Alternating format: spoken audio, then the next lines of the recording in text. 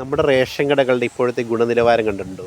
പണ്ട് നമ്മൾ റേഷൻ കടയിൽ പോയി അരി വാങ്ങിയാൽ ആ അരി നമുക്കൊന്ന് വീട്ടിൽ കൊണ്ടുവരുമ്പോൾ നമുക്കതൊന്ന് എടുത്തു കഴിഞ്ഞാൽ മണമടിച്ചിട്ട് നമുക്കവിടെ നിൽക്കാൻ കഴിയില്ല.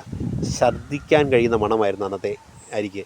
കഴുകിയാലോ ഇങ്ങനെ കഴുകിയെടുക്കുമ്പോൾ മൊത്തം കട്ട പിടിച്ച കളറ്, ചെളിയും മണ്ണും എല്ലാം കൂടി ഒരുതരം വൃത്തികെട്ട രീതിയിലുള്ള അരിയായിരുന്നു ആ കാലഘട്ടത്തിൽ നമുക്ക് നൽകിയിരുന്നത്.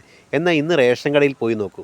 റേഷൻ കടയിൽ നിന്ന് ലഭിക്കുന്ന അരി നമ്മളൊക്കെ 50, 55, 60 രൂപ കൊടുത്ത് പൊതുവിപണിയിൽ നിന്ന് അല്ല പൊതുസ്ഥലങ്ങളിൽ നിന്ന് വാങ്ങുന്ന പോലെ നല്ല മനോഹരമായി നല്ല കുത്തരിയാണ് റേഷൻ കടകൾ വഴി ഇപ്പോൾ സപ്ലൈ ചെയ്യുന്നത്.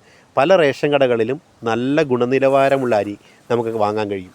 എന്നാൽ പലപ്പോഴും റേഷനറി അല്ലേ എന്ന് കരുതി പുച്ഛിച്ച് തള്ളുന്ന ഒരുപാട് പേരുണ്ട്. ഈ റേഷനറിയുടെ ഇന്നത്തെ ഗുണനിലവാരം അത്രത്തോളം മികച്ചതാക്കി മാറ്റുന്നതിൽ സർക്കാരിനുള്ള പങ്ക് വളരെ വലുതാണ്. നല്ല ഭക്ഷണം കൊടുക്കുക എന്ന സർക്കാരിൻ്റെ നയം തന്നെയാണ് ഇന്നത്തെ റേഷൻ കടകളെ ഇത്ര നല്ല ഗുണനിലവാരമുള്ള അരിയിൽ കൊണ്ടെത്തിച്ചിരിക്കുന്നത്.